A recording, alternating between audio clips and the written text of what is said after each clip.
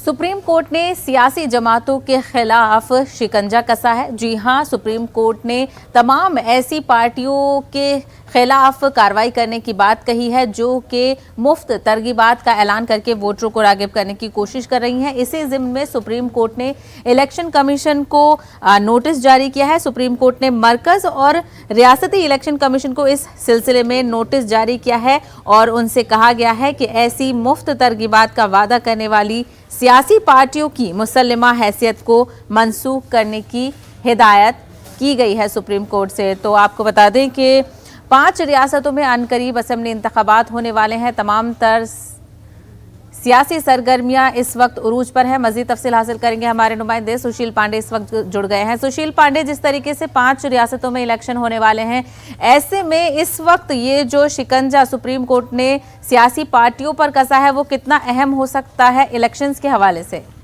जी देखिए, बेहद अहम शिकंजा है क्योंकि साफ तौर से सुप्रीम कोर्ट के आदेश की ये अवहेलना है, क्योंकि सुप्रीम कोर्ट ने अपने 2018 के एक आदेश में ये स्पष्ट किया था कि जो भी राजनीतिक पार्टियां हैं, अगर कोई आपराधिक छवि के नेता को वो टिकट देते हैं तो उनके संबंधित जो अपराध है, उसका जो संबंधित मुकदमा है, जो ट्रायल का स्टेज है, उसको अपने वेबसाइट पर बताना होगा और साथ ही साथ जो स्थानीय न्यूज़पेपर है या जो फिलहाल टीवी चैनल्स हैं, वहां पर वो इश्तिहार लगाना पड़ेगा कि हम किसी भी आपराधिक छवि वाले नेता को टिकट क्यों दे रहे हैं।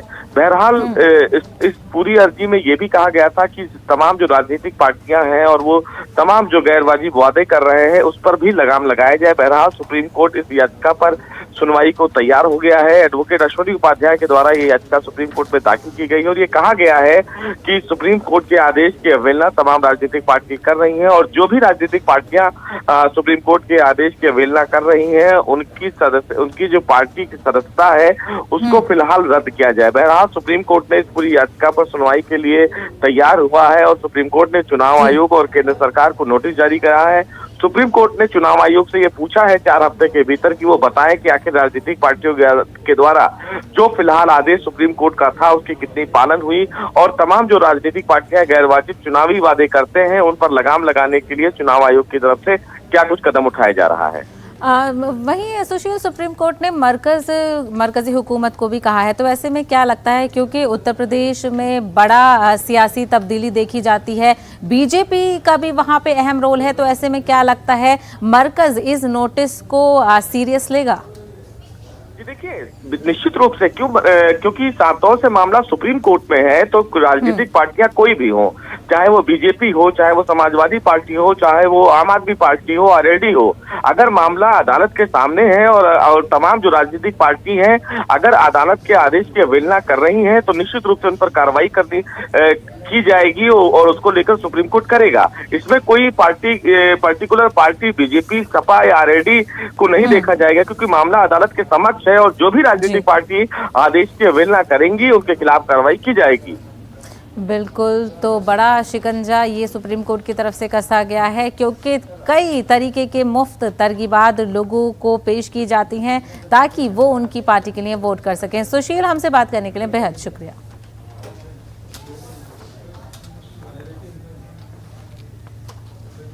आगे बढ़ेंगे और अब रुख करेंगे इस वक्त की बड़ी खबर का। जी हां, इस वक्त की बड़ी खबर आ रही है कांग्रेस पार्टी की तरफ से। कांग्रेस पार्टी के कद्दावर लीडर ने कांग्रेस से इस्तीफा दे दिया है। आपको बता दें, आरपीएन सिंह ने कांग्रेस से इस्तीफा दिया है और वो हो सकता है कि बीजेपी में शामिल हो जाएं।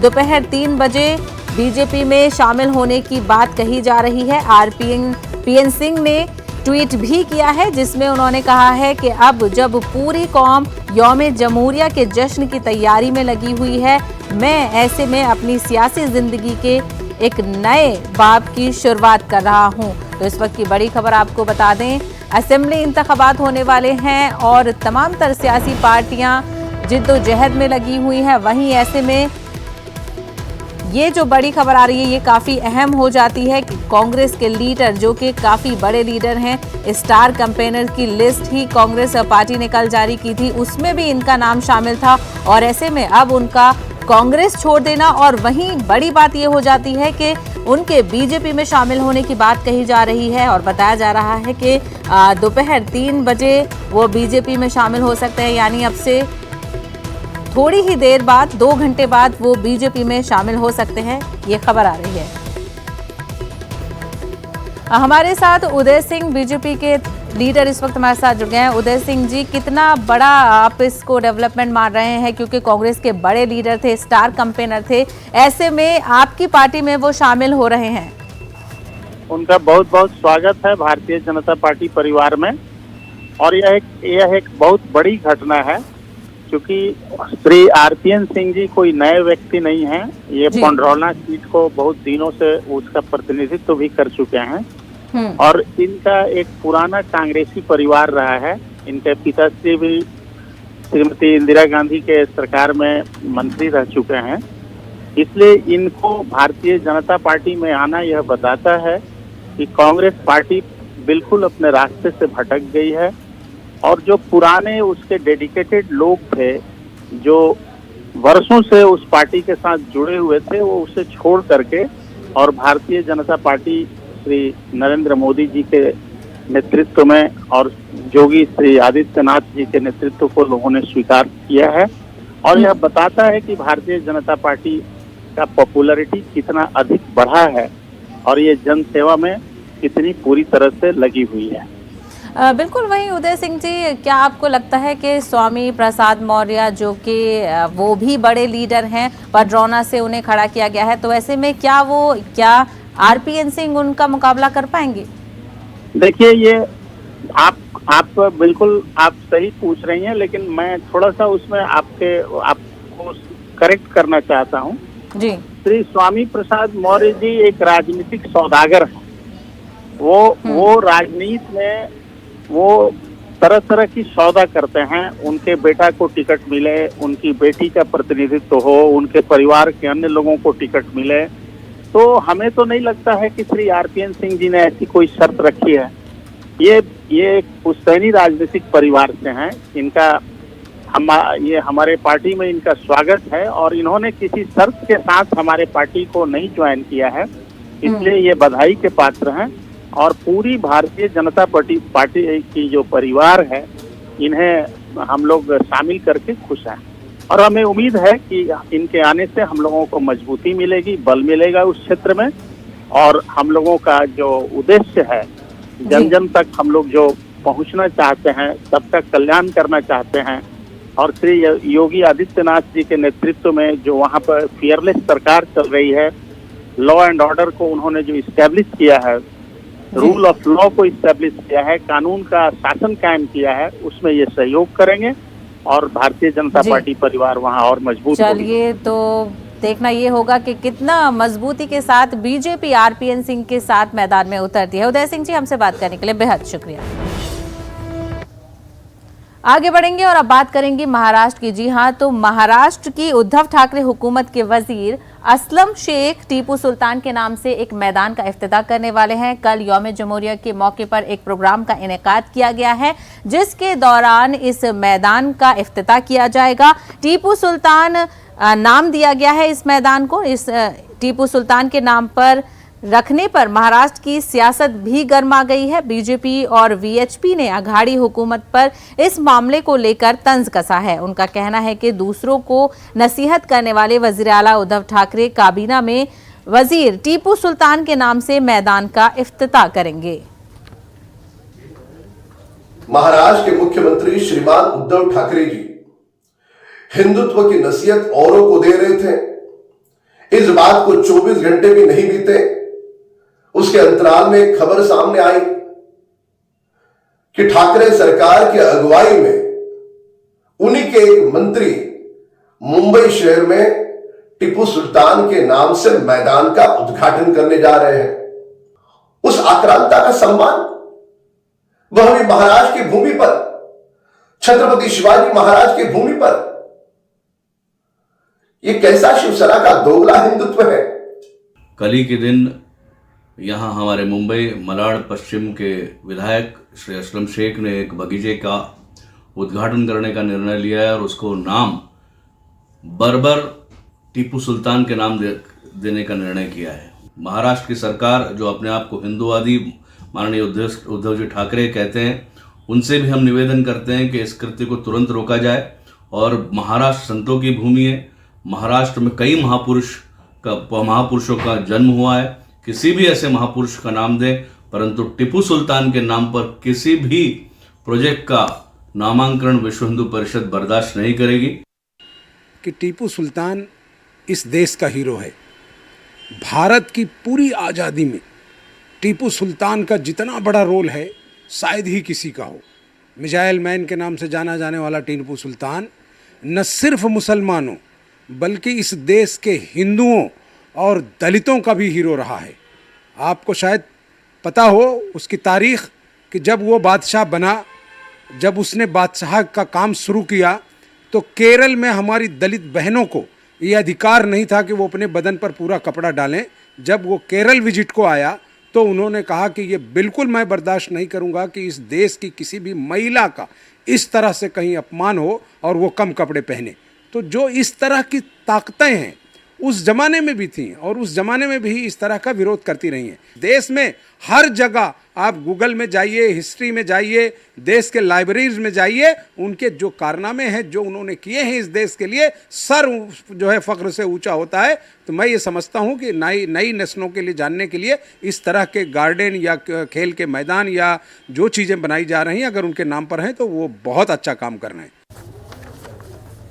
दिल्ली के वज़ीर आला अरविंद केजरीवाल ने यौम जमहूरिया के हवाले से खिताब किया। इस दौरान उन्होंने दिल्ली में कोरोना के मामलों में हो रहे इजाफे और कमी पेशी के हवाले से डिटेल बताई और वहीं वज़ीर आला अरविंद केजरीवाल ने कहा कि दिल्ली की आवाम ने कोरोना वबा पर काबू पाने में भरपूर ताउन किया है। तो जब भी कोई नया वेरिएंट आता है, जब भी सबसे पहले कोरोना वायरस आया, सबसे पहले दिल्ली में आया और दिल्ली के लोगों ने इसकी सबसे ज्यादा मार झेली। लेकिन दिल्ली के लोगों ने, दिल्ली के ऑफिसर्स ने, दिल्ली के डॉक्टर्स ने जितने अच्छे तरीके से इस पूरी कोरोना महामारी को निपटा है, दिल्ली की जनता ने जिस अनुशासन के साथ, जिस धैर्य के साथ, पेशेंस के साथ इसका सामना किया है, वो वाकई काबिल तारीफ है। 15 तारीख को मैक्सिमम पॉजिटिविटी रेट आया था, लगभग 30% के करीब। आज की डेट में, आज जो आंकड़े आए हैं, 15 तारीख को 30% पॉजिटिविटी रेट था। 10 दिन के बाद आज 25 तारीख को ये घट के लगभग 10 साढ़े 10 के करीब रह गया है। 20% पॉजिटिविटी रेट कम हो गया है।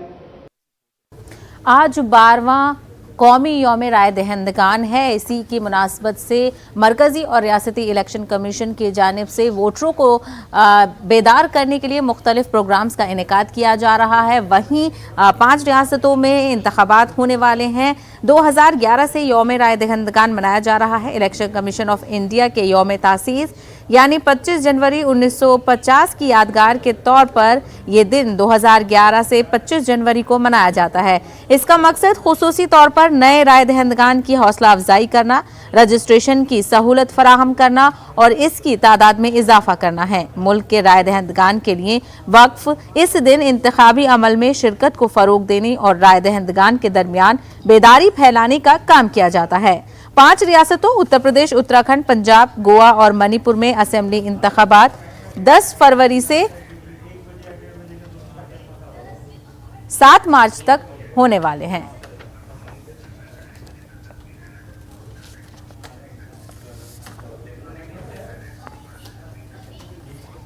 मुल्क में कोरोना के मामलों में आज कमी वाक़ई हुई है। जी हां, वजारत सेहत की जानिब से जारी करदा अदाद-ओ-शुमार के मुताबिक आज कल के मुकाबले 50,000 केसेस कम दर्ज किए गए हैं। आपको बता दें कि आज 2,55,000 से ज़ायद कोरोना के नए मामले सामने आए हैं।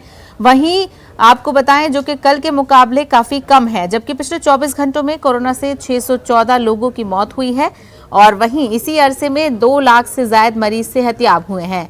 मुल्क में कोरोना के एक्टिव मामले 22 लाख से ज़ायद हैं, जबकि इस वक्त मुल्क में पॉजिटिविटी की शरह 15.52% दर्ज की गई है। ब्रेक के बाद आपका खैर मकदम है। महाराष्ट्र के Samajwadi party leader rice Sheikh ने मुस्लिम रिजर्वेशन और अक़लियतों के दीगर मसाइल के हवाले से एक वजीर को, महाराष्ट्र की हुकूमत के वजीर आदित्य ठाकरे को खत लिखा है। आपको बता दें, इस खत में रईस शेख ने उम्मीद जाहिर की है कि अघाड़ी हुकूमत मुस्लिम रिजर्वेशन के हवाले से हाई कोर्ट ने जो मंजूर किया है उसे नाफिज करने की कोशिश करेगी। इसके साथ साथ रियासत में अक़लियती समाज की आबादी के तनासुब से उनकी फलाह के लिए बजट रखा जाएगा। उन्होंने उर्दू लर्निंग सेंटर की तामीर में हो रही रुकावटों की जानिब से भी आदित्य ठाकरे की तवज्जो मबजूल कराने की कोशिश की है।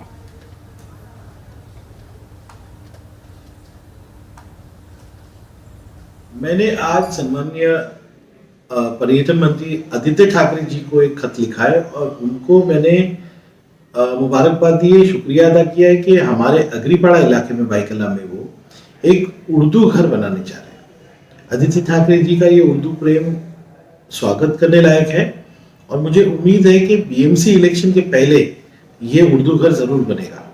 जब भी ये प्रस्ताव फंड के लिए या लैंड ट्रांसफर के लिए महानगर पालिका में आया तो हमने उसका समर्थन किया और मुझे उम्मीद है कि अब जो नए रूप में शिवसेना उभर रही है, हिंदुत्व से हटकर सभी समाजों की बात कर रही है, उसका स्वागत है। और आने वाले दिनों में मुझे उम्मीद है कि इसी तर्ज पे आदित्य ठाकरे जी मुस्लिम रिजर्वेशन का इशू हो या फिर हमको हमारी संख्या के हिसाब से जो फंड मिलने की जरूरत है, इन सब बातों पे भी ध्यान देंगे। एक बार फिर आदित्य ठाकरे जी का शुक्रिया और मैं चाहता हूं कि आने वाले दिनों में वो स्वयं एक मीटिंग रखे इस उर्दू घर के विषय में, जो कानूनी पेचीदियां हैं, जो कानूनी मुश्किलें हैं, उनको भी दूर करेगी। धन्यवाद। तो इसी मामले पर मजीद बातचीत करेंगे। हमारे नुमाइंदे वसीम इस वक्त हमारे साथ जुड़ गए हैं। वसीम, काफी अहम हो जाता है ये खत, क्योंकि वोट ऑफ थैंक्स के तौर पर आदित्य ठाकरे को ये खत रईस शेख ने लिखा है। तो क्या लगता है कि अब शिवसेना और जो दीगर मसाइल हैं, दीगर तबके हैं, उनकी तरफ तवज्जो दे रही है हिंदुत्व से हटकर? देखिए, जिस तरह से महाविकास आघाड़ी सरकार बनी थी और ये मिनिमम कॉमन प्रोग्राम पे बनी हुई थी और इसे लेकर ये सरकार चल भी रही है। पिछले कुछ दिनों से जिस तरह से लगातार बीजेपी पूरी तरह से आक्रामक भूमिका में है, साफ तौर पे आरोप लगा रही है कि वो शिवसेना को टारगेट करते हुए कि हिंदुत्व को खो चुकी है। 2 दिन पहले ही हमने देखा था कि जिस तरह से उद्धव ठाकरे ने बीजेपी पे निशाना साधते हुए कहा था कि 25 साल उनके साथ रहने के बाद कहीं ना कहीं ये वक्त उनका खराब हो चुका है और साथ ही बहुत कुछ शिवसेना ने खो दिया है और हिंदुत्व की बात ना करें क्योंकि शिवसेना ने बीजेपी को छोड़ा है, हिंदुत्व को नहीं छोड़ा है। देवेंद्र फडणवीस ने एक दिन पहले इसी बात को लेकर उन्हें टारगेट किया था कि जब से वो सोनिया गांधी के साथ सरकार बनाए हैं, कांग्रेस के साथ गई हैं, तो उसके बाद से लगातार वो हिंदुत्व के मुद्दे पर कहीं ना कहीं बैकफुट पे नजर आती है। यही वजह कि बाला साहब ठाकरे की जिस दिन जयंती थी उस दिन किसी भी कांग्रेस नेताओं ने ट्वीट करके इस बात पे उन्हें अभिवादन नहीं किया है। तो ये भी एक टारगेट का तौर पे देखा जा रहा था। और जिस तरह से अगर हम उर्दू घर की बात करें तो उर्दू घर को लेकर लगातार मांग चल रही थी, खास करके जो पूरा इलाका है एग्रीपाड़ा जहाँ पे उसे बनाना है, वहाँ पे एक बड़ा तबका मुसलमानों का रहता है, मदनपुरा हो, भाईकल्ला हो या फिर जो दूसरे इलाके हैं वो सारे वहाँ पे बैठते थे। एक बड़ी मेजोरिटी वहाँ पे रहती, काफी सालों से मांग उठ रही थी कि उर्दू घर वहाँ बनाया जाए, लेकिन कहीं कशी थी कि ये उर्दू घर जाना चाहिए कलीना की तरफ ले, वहाँ पे भी अब तक काम नहीं शुरू हुआ। पिछले जो इस जगह पे विधायक थे वारिस पठान एमआईएम के, उन्होंने उनकी तरफ से कोशिश की लेकिन 5 सालों में इसका कुछ नहीं हुआ। अब बीएमसी चुनाव नजदीक है, कभी भी तारीखों की घोषणा हो सकती है। ऐसे वक्त में उर्दू घर को लेकर शिवसेना की पहल, रईस शेख जो पत्र लिखते हैं वो उर्दू में लिखते हैं, ये बताने की कोशिश जरूर करते हैं कि ये पत्र कहीं ना कहीं उर्दू घर से रिलेटेड है। जब भी कोई कामकाज होगा तो उर्दू ही भाषा में होगा, क्योंकि उर्दू का अपना एक तवज्जो है और उसके एक अपनी अलग दुनिया है और जिससे भी कोई भी लेन देन करना होगा या किसी भी पत्र व्यवहार होगा तो उर्दू होना चाहिए। यही उर्दू में पत्र उन्होंने आदित्य ठाकरे को लिखा है और ये बताने की कोशिश की है कि बीएमसी चुनाव से पहले जितनी भी फॉर्मेलिटीज है, कोड ऑफ कंडक्ट लगने से पहले वो पूरी कर लेनी चाहिए ताकि उर्दू घर के निर्माण में किसी वसीम ये भी बताइएगा, जिस तरीके से तमाम तर लोगों की तरफ से, बीजेपी की तरफ से अगर कहें तो इस पर सवाल उठाया जा रहा है कि सत्ता में बरकरार रहने के लिए शिवसेना की तरफ से इस तरीके के इकदाम किए जा रहे हैं, तो क्या लगता है ऐसे में इस तरीके के इकदाम को जो कि डेवलपमेंट की तरफ जा रहे हैं, क्या ऐसे इकदाम पर सियासत करने की जरूरत है? देखिए, सियासत के लिए बस एक मुद्दा चाहिए और बीजेपी को ये मुद्दा सबसे अच्छा लगता है जब हिंदुत्व की बात आ जाती है।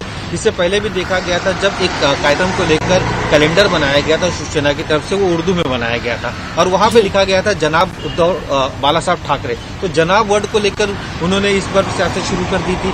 डेवलपमेंट के लिए उर्दू घर लगातार मांग कर रहा है क्योंकि पूरा इलाका जहाँ पे इसकी जरूरत है और इससे बहुत ही ज्यादा वहाँ के मुसलमानों को हो सकता है और इसका कहीं ना कहीं फायदा जो हमारे नुमाइंदे हैं उनको भी हो सकता है। तो ये बड़ा मांग की कई सालों से मांग चली थी और ऐसे वक्त में जब बीएमसी चुनाव आ जाए और ऐसे चुनाव के दौरान जब इस तरह की चीजों को डेवलप किया जाता है तो ऐसे में सियासत होना काफी अहम नजर आने लगता है सभी सियासी पार्टियों को, क्योंकि उनका जो वोटिंग का तबका होता है और बीएमसी के जो चुनाव अगर होते हैं तो एक मुस्लिम जो वोटर्स है, एक बड़ा वोटर्स है, खास करके मुंबई में जो एक तरफ से कहीं ना कहीं पूरी तरीके से इससे पहले देखा गया कि कांग्रेस और एनसीपी की तरफ रहा है, लेकिन जब से शिवसेना सत्ता में शामिल हुई है तो एक मुस्लिम बड़ा तबका है जो शिवसेना के समर्थन में भी उतर गया है। अगर ये उर्दू घर बन जाता है तो कहीं ना कहीं इसका फायदा इलेक्शन में जरूर होगा। तो डेवलपमेंट एक तरफ है, लेकिन डेवलपमेंट को लेकर जिस तरह से राजनीति शुरू होती है अपने अपने वोटर्स को लुभाने के लिए होती है।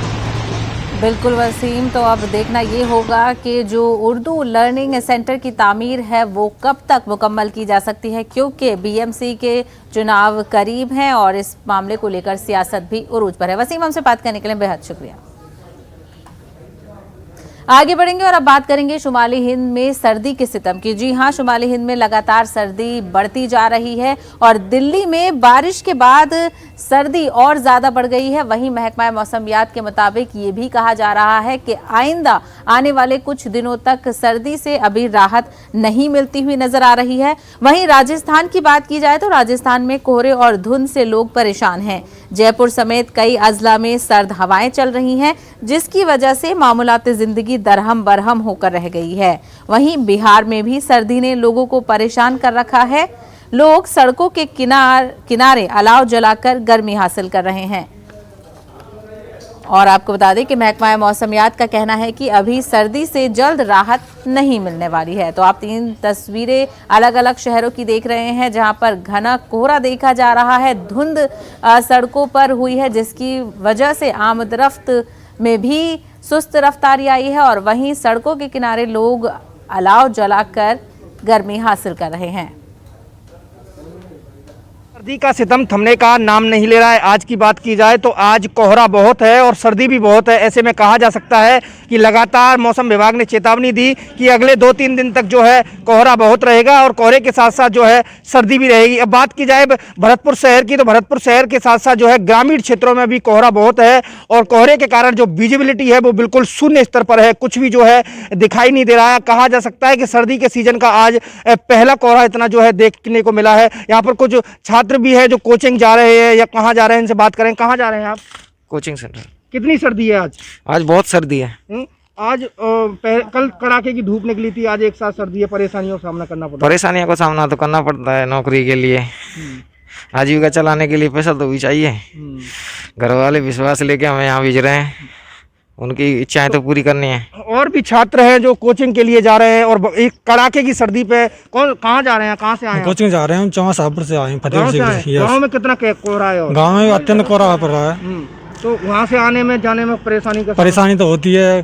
कोहरा बहुत पड़ रहा है, सर्दियों में जल्दी से निकलना पड़ता है, फिर यहाँ से जाना पड़ता है, सर्दी बहुत पड़ रही है। तो कहा जा सकता है कि ये जो छात्र हैं ये कोचिंग पढ़ने के लिए जा रहे हैं। और कोहरे की मौसम की बात की जाए तो अभी भी जो है चारों तरफ धुंध ही धुंध छाई हुई है। समय काफ़ी हो चुका है लेकिन उसके बावजूद भी जो है अभी कोहरा छाया हुआ है। चारों तरफ जो है कोहरे की धुंध नजर आ रही है और बाजार में भी इस वक्त मैं हूँ, ये बाजार का मुख्य मार्ग है, यहाँ पर जो है कोहरा अधिक देखने को मिल रहा है। ग्रामीण क्षेत्रों में कोहरे की बात की जाए तो अत्यधिक जो कोहरा है वो देखने को मिल रहा है। ऐसे में मौसम विभाग ने कहा है कि 2 दिन तक जो है, अगले 2 दिन तक सर्दी जो है वो और रहेगी और सर्दी के कारण जो आम जनजीवन है वो पूरी तरह से प्रभावित नजर आ रहा है। कैमरा पर्सन दिलीप के साथ दीपक पुरी, न्यूज़ 18 भरतपुर।